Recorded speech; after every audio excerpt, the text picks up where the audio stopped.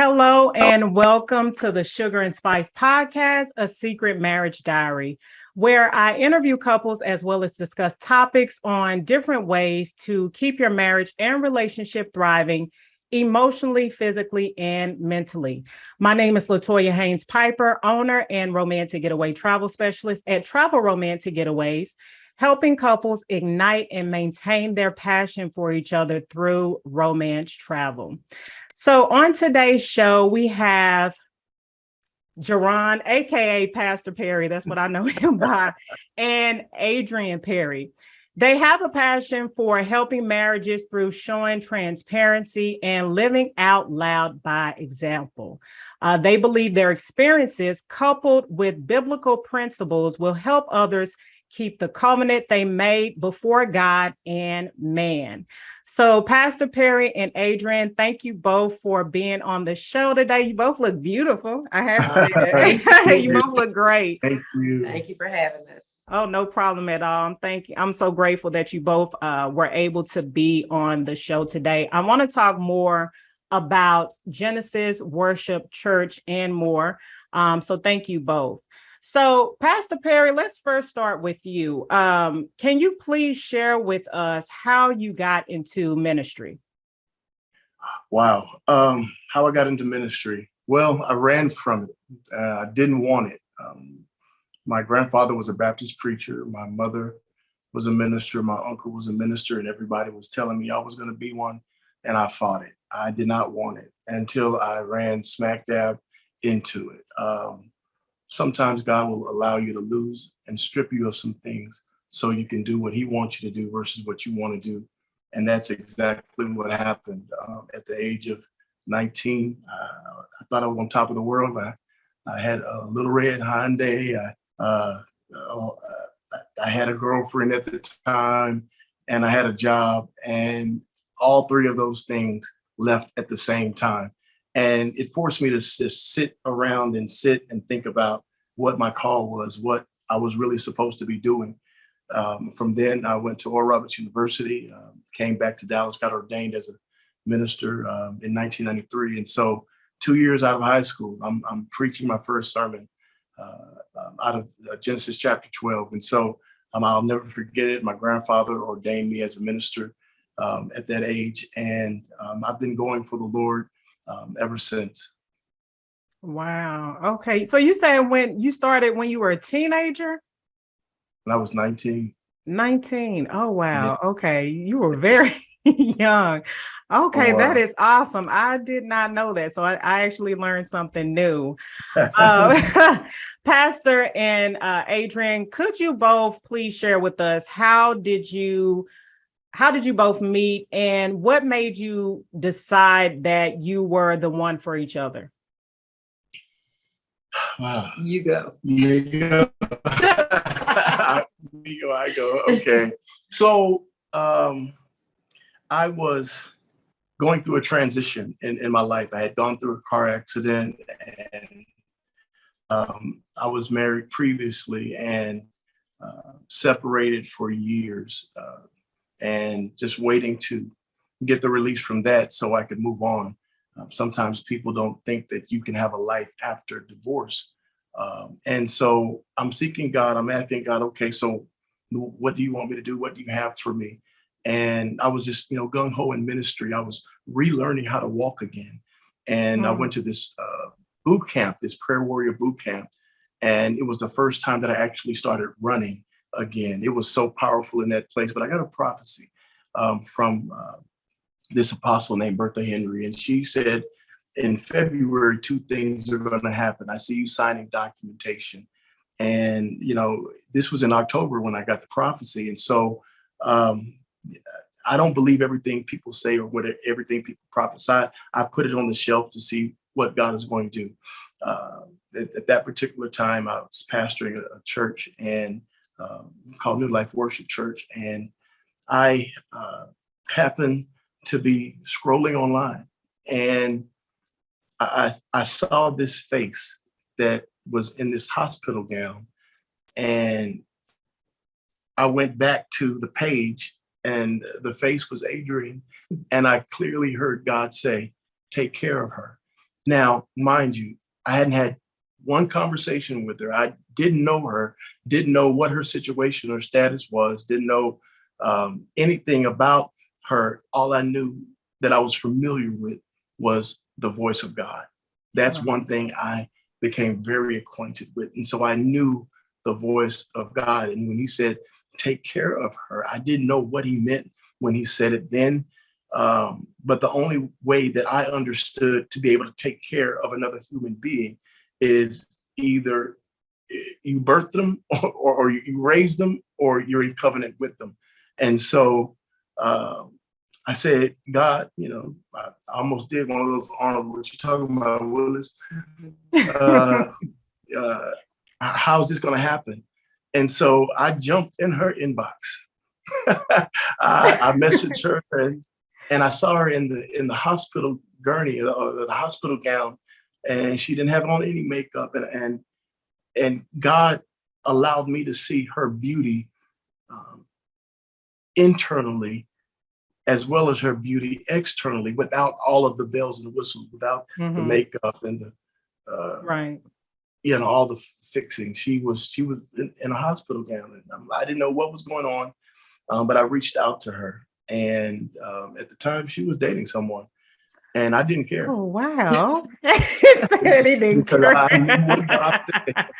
Oh wow! Okay. I knew what God said, and God caused some turbulence to happen in that relationship. And she asked me, she said, should I call him back?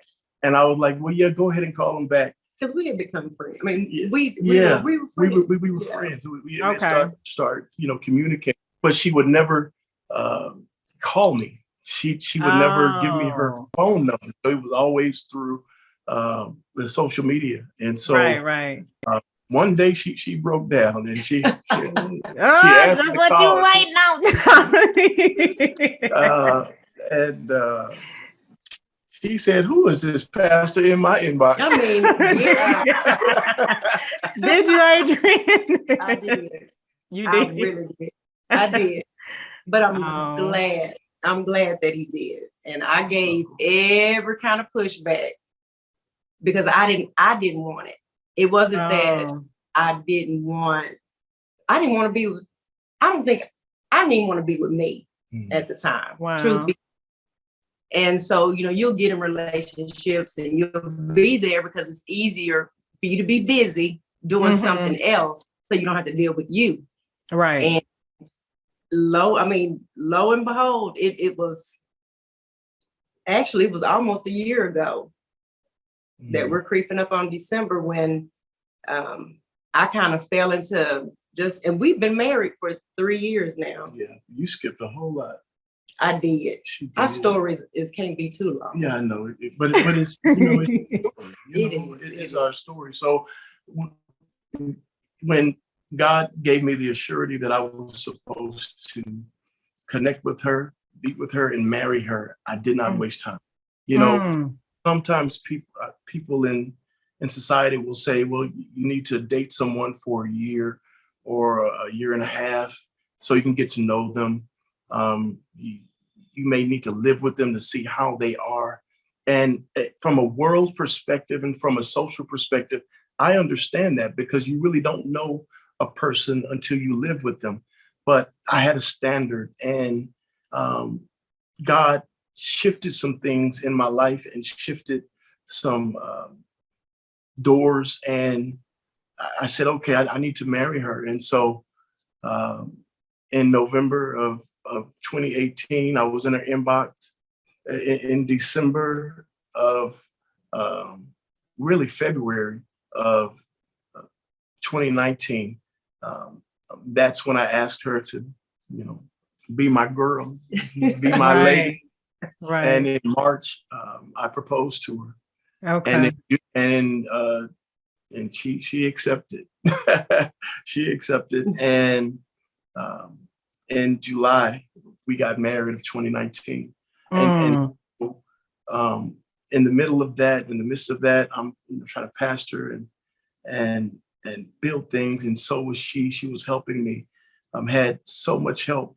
I had people even said that I had more help from her in 2 weeks than I ever had help in my entire tenure in ministry, because she loved people, and that's her gift. People, life of the party, can make you laugh, will tell a joke, and can dance, but can cook too. She was I saw that cooking now. Like, oh my I saw it on Facebook. God. I was like, Hold Lord, on. I need to get over there and get some of those recipes now. But listen, she not only could make you laugh and command a room, and cook and serve, but she could sing. And I'm like, wow. And she was so real.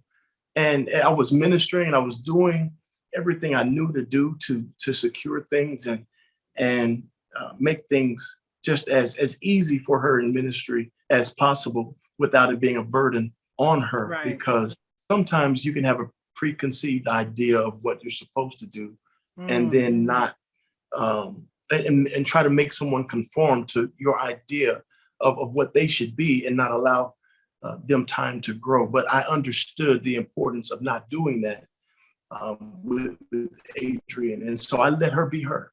And I loved her. She'll tell you before I will, but I'm going to tell you, she said the way I loved her made her love God more. Oh, wow. Because she was doing everything to push me away. And I mean everything. Everything. And everything to make me just say no, walk away back. And one of the things that you do when you know God and you know his voice, and he spoke something, and you see something other than what he spoke, you question him, and you ask him, okay, God, did you really say this? Did you really say this? And I said, God, if she's not the one, remove her. And he never did. And then I told her to stop, but it would stop trying to push me away. I'm not going anywhere. I'm going to love you hard. I'm going to love you the way God wants me to love you. And I didn't know why this one. I didn't know why her until I got to know her. And her story is her story, and I'm going to let her tell it, maybe not on this venue. But God knit us together. Not only us together, knit our families together, knit our children together. And wow, she's opened my eyes to and exposed me to things. We've done things together as first that we have never done. And when you get to my age, you don't play around. You don't have a whole lot of time to waste. You make a decision and you go with it. Trust God on what he said. And so, yeah, we got married, started another ministry called Genesis. And that's what God has, called us to, really to help people, because she told me one thing. She said, if you're not transparent about what you've been through, how are you going to help anyone else? That's true. And when she said that, I started talking about what I had gone through and being real and being honest. Because one thing she'll do is call you out on stuff that's not right or real, and hold you accountable. And I needed that balance. Right. Oh, okay. Oh, so beautiful. Okay, so how do you both focus on helping people in your ministry with Genesis Worship Church? God shifted things. Society, this globe will never be the same. COVID changed the landscape. It really did. Of everything, not just in church, but in the world. And so there was an adaptation that had to happen. The message will never change. Jesus Christ and him crucified, but the method has changed to deliver that message. And it's not a new method. It's not a new way. In the Acts church, the apostles went from house to house, and they gathered. And they broke bread, and they ate, and they laughed, and they joked, and they talked about each other, but they won people to Christ. And so that's been the mantra for the ministry now, because when COVID hit, we weren't allowed to rent anything. We weren't allowed to be in buildings because of state regulations. Right. And so God, took a lot of people from in-building ministry to online ministry. Right. But I knew that wasn't enough. I knew that the people needed to be able to access us, and not just us, our story, and not just our story, our personality and our love and our compassion. And you can't do that online. You can try, but you can't. So we've been going from house to house and having gatherings and breaking bread, not always opening the Bible, but just finding out who people are and letting them see not Pastor Perry or Lady Adrienne Perry, but Jaaron and Adrienne, because that's where you can impact people. Jesus didn't walk around saying he was the Christ. The apostles were disciples before they were apostles. And I've learned, and we've learned, to be real, to help people in ministry. You have to be able to be touched.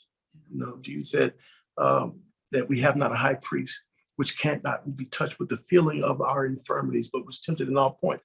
And so if we haven't gone through or didn't go through what we went through prior to meeting each other, then we wouldn't be able to help people the way we are. And we're helping people together. And our stories are totally different. Backgrounds totally different. Upbringing totally different. But God decided at this point in our lives and history to put us together so we can help others. And that's what our goal is. That's good. That's real good. I was gonna kind of go back because I didn't say it, but when I was asking you about how do you both know that you were the one for each other, I remember when you and Adrienne came over to our home to help with my son, and I saw you walking differently. You were walking a lot better, right? And I remember you both talking about it and everything. And I knew when it was a couple of years when I first met Adrienne, and you were walking real good at the church. And I was thinking to myself, I don't know what she said to him, but it's something she said to have him walking so good, right? Because you were walking super good. And I just was thinking, that's that power of that woman, boy, that to have the pastor just walking so standing up real good and so prideful and everything. I thought that was so amazing. I just wanted to point that out because I could see a difference with her coming into your life and the way she, and I'm not just saying she did helped you, but I know you both helped each other. But I just saw that as a big difference. When I saw you, I was thinking, man, that woman, she must have told him some good stuff because he is up and he is moving and he is gone. So, well, one of the things I'll let you tell that part. You want me to go? Okay. I'm not the talker, but I will talk. She's not the talker. Yes, she is. Don't let her fool you. So what she told me was so impactful. Well, you got to tell the backdrop a quick second. You talking about the surgery? Yeah. I was gonna... Well, it was what, 30? He had 30, 30 at that point, 35 surgeries from his car accident. Oh, wow. And this was all before. And just to give a little backdrop on that, he should not have walked away from that. Right. Actually, you didn't walk from it, but he was in a wheelchair for 2.5 years before I met him. I mean, when I say he literally taught himself how to walk, the way that they even put his feet and his ankles back together, they was just piecing him together. And they never intended for him to walk again. Wow. And when we met, I just noticed over time, it was getting his limp, like he was really limping. And we didn't know at the time that he had sickle cell. He lived his whole entire life and did not know he had sickle cell. And so he had spent so much of his time taking care of his mother that he was neglecting himself.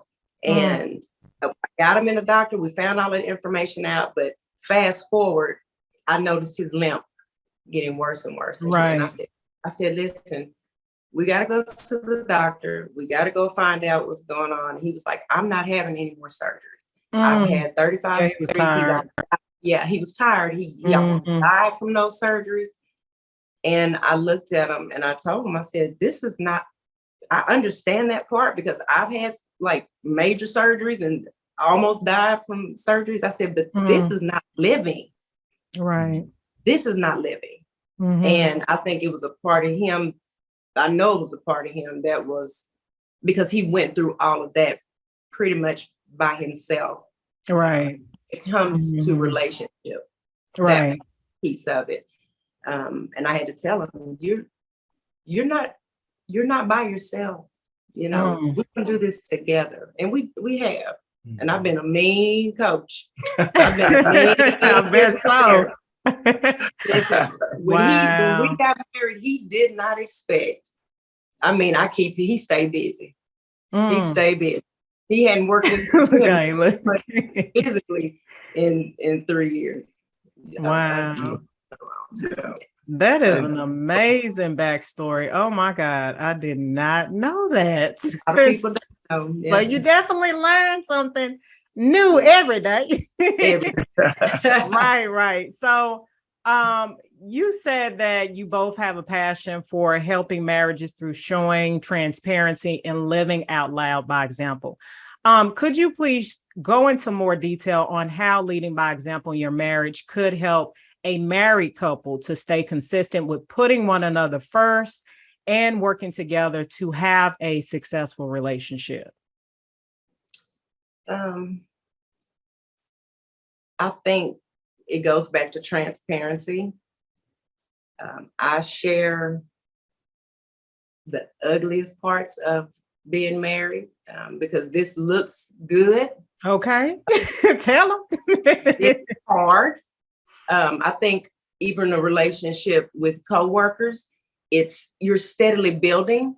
Right. And even more so with someone that you're married to, life partner, because I've been married before. And so this is completely different. And I think because the way that he loves me, I've always been one to shut people.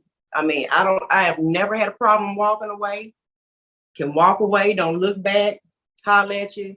And probably up until last year, I mean, I was still fighting, you know. But those are the parts that I share because people see marriage and you look and go, oh, yeah, they look good. It's a power couple. Oh, they look so good. Right. We can look good together all day. Okay. So we learn to be great for one another. And so, and you ask this question, and this is going to be so small to some people, but it is so big to me. We had a conversation maybe a week or so ago, about 2.5 weeks ago. I mean, his days are a little bit lighter than mine. Some days I work 10, 11 hours, and I deal with people all day. I mean, you do too. But it is really taxing on me. I have a lot on me at work. And so when I get off work, I don't want to have to make a decision about dinner. Even if and so something that's small to maybe him or somebody else, to me, it's big. Like that's such a weight. And so I remember telling him, I was like, you know, can you just help me, like, take one decision off of me? And something that may be that small to someone else, it took it, because by the time I got home, I'm no good for him. I'm not any good for my sons. I'm not good for anybody. You know, I'm coming in the door, getting in the bed, but it's because I'm exhausted. And then I'm having to make other decisions. So it's like I'm clocking out of work, clocking in to come home. And then that just doesn't, it never set, the climate, the thermostat was never right. It was off because and him taking that one decision off of me, it created a whole different climate.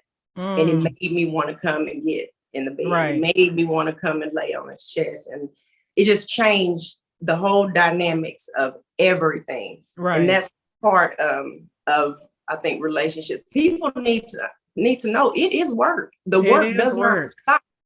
It does not stop. And it's hard not to be a drifter. Mm-hmm. And I say that because you tend to drift to what you know, and you tend to drift to, what you're used to and what you're comfortable with, but the comfortable is unhealthy, but that's what you know to do. And that's what I've learned. I'm so much better now. That's the part of, to me, that's the ministry part of it for me. Let me show you how stank you can get over here sometimes. how we've learned to, we have really grown together and learned. He's always been very soft-spoken, not me. Yes. It didn't, is even, and he still to this day doesn't raise his voice. He doesn't. Oh, that's good. So when he has learned how to minister to me. And with that, that's our ministry. Like, let me show you where it's not so great. Because our problems are your problems, or I'm glad that you mentioned that marriage is work, because it is. And you say you look at the pictures and stuff, you think couple goals and all that. It definitely does. It does take work. Yeah. And Pastor Perry might be soft spoken until he get on that podium and start and then a whole nother that pastor come out now. The transparent part. Are you ready for this, America? The transparent part was when she told me she felt like she was clocking out of work and then coming home and clocking in. Instead of asking her what was going to be cooked, I started eating before she got home. I thought that was the way so she wouldn't feel obligated to do that part. And so what I failed to realize was, even though I had eaten, she hadn't eaten, and a youngest son hadn't eaten. And so while I'm good, I made sure, if she clocking in, she ain't clocking in at home on my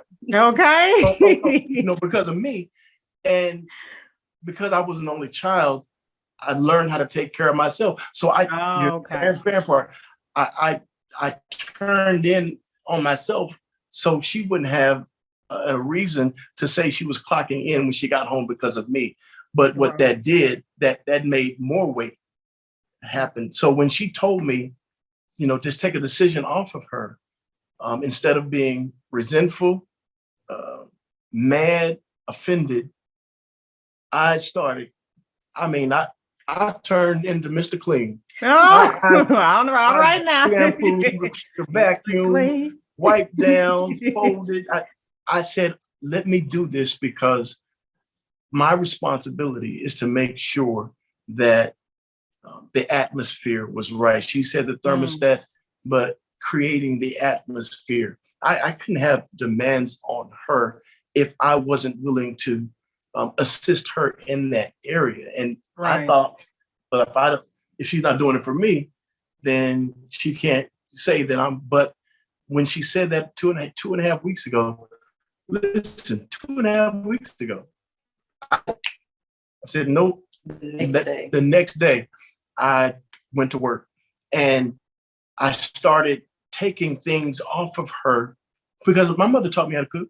I just went on strike for a minute. I went on strike. My mother taught me how to cook. He said he went on strike. And I know how to follow directions, and I know what I like to eat because I like to eat. And so I learned to listen to her. That's good. Someone can tell you something, and the saying is, I hear you now. Are you listening? Are you really paying attention? And I didn't know how impactful it was. And I saw a change in her towards me and towards the things that we had, said to each other in our vows that we kind of got away from because of life. And if you're not careful, you'll look up and then you won't even remember what you said I do to. And yeah, so you have to be accountable. You have to do self-checks, focus on the other person instead of focusing on what they're not doing for you. Focus on what you're not doing or what you stopped doing. Right. Because the same energy and love and care that it took to draw her into not just the love that I have for her, but the love of God has to be maintained. And I'm a firm believer in if you don't have a good relationship with the Lord, it's going to be almost impossible to have a good relationship with your spouse. Because if you can love someone you can't say, you definitely can love someone you can. Right, right. And that's what I kind of get from you both, is that you make communication key, like she expressed how she felt and you just took charge and said, I'm going to handle it this way instead of a totally different way. So thank you so much for sharing that information. Now, Pastor and Adrienne, you both had an event to help young men to get baptized back in July. And I thank you both so much for inviting me to that event. Could you please share with us more about how that event came to be? Well, a year prior to that, it happened on August the 1st. August the 1st, the baptism happened, but a year prior to that, I was always geared towards helping our youth, helping young men understand what it is to be saved. And what I mean by that is showing them that you can watch sports, you can laugh, you can cut up, you can dance, you can enjoy life and still love the Lord. And so I led about 9 of them to the Lord a year prior. And I couldn't have done it without the help that I got from Adrienne, because she doesn't want to be in front of the camera. She works really well behind the scenes. However, she has a story and she has a way to motivate, and she has a ministry within her that I wasn't looking for. I didn't want to minister for a wife. I just wanted a wife. And she told me, when she was thinking about marrying me, before she said I do, she said, I'm not a first lady. I said, I don't need a first lady. I need you to be my lady. Right. Yes. Right. I didn't want to impose ministry on her, but because this is what I'm called to, she wanted to help propel me in that. And so a lot of the little details you saw at the baptism, she put that together. She made that happen. She's with me, and she never let me do things by myself, even when I tried, because when you're in an accident and you've been hurt, or when you've been disabled, you tend to try to take things on yourself and do everything yourself and exemplify manhood and strength. And very seldom do you, even as a man, want to show vulnerability. But it was in my vulnerability that I saw her strength. And she saw my blind spots, and I saw her blind spots. And so this year, the baptism happened, and found out more than just the young men wanted to be baptized. Some of the other parishioners wanted to be baptized, adults, and they wanted to be baptized, by me, under what God has called me to and us to. And it was very humbling, because it could have been anybody. It could have been some pastor that had a building. It could have been at a mega church. And God said, no, continue to do gatherings, continue to have in-home services, continue to let people see you. And that's what we've done. Oh, that's good. That's real good.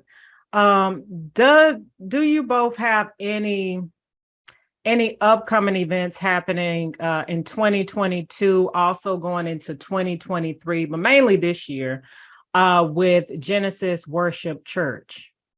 Yes, we do. We've been doing prayer every Wednesday morning at 5 a.m. God has shifted the ministry and the focus that I have to complete and carry out before the new year on the Gregorian calendar. So you have a Hebrew calendar and you have the Gregorian calendar, which is the Western calendar. So the new year in the West, and our calendar in America, is on January the 1st. But the new year on the Jewish calendar, it actually happens on September the 25th. And so God will change time for his people so we can be on his clock and not the world's clock. And so there is some things that God has called us to do. We're going to have more gatherings, in-home gatherings, where a lot of our covenant partners and relationships with the people that operate and serve at Genesis Worship Church and for what God has called me to have opened up their homes. And so you can go to the Facebook page and see what upcoming gatherings are going to be held. Some have even renovated their homes in order to hold more. Oh, that's good. And so in the next month or so, we're going to start having more gatherings and going into 2023. And so I just anticipate what God is going to do and what he's going to reveal and release, especially through this prayer movement, this prayer momentum, this shift of trajectory. And so look out for what we're doing on the Genesis page on Facebook. You'll see updates and invitations to be a part of it, because for me, it's not about one church. It's about the kingdom. And so God has called me not to just pray for people that are connected to me that I know. He's called me to pray for his people and their people and their people's people. And so that's what the mandate is for me and what God has called me to and us to in this season. But we want to help people too. And so the counseling, we counsel, we give advice. And while we're counseling, we get counseled. Exactly. Well, I know that's right. Yeah, it's good. Yeah. I mean, it's good. So we get to bounce off of other people. So yeah. that's good. Well, that's some great information. And I know your the main page that people can go to is facebook.com/Genesis Worship Church. Right.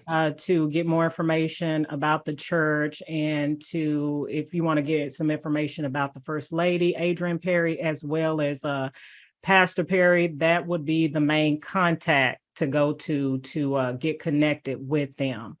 And Pastor Perry and Adrienne Perry, I want to definitely thank you both so much for coming on the show and sharing your wisdom, relationship advice, etc. To learn more about the Perrys and to stay connected, make sure to go to facebook.com/Genesis Worship Church.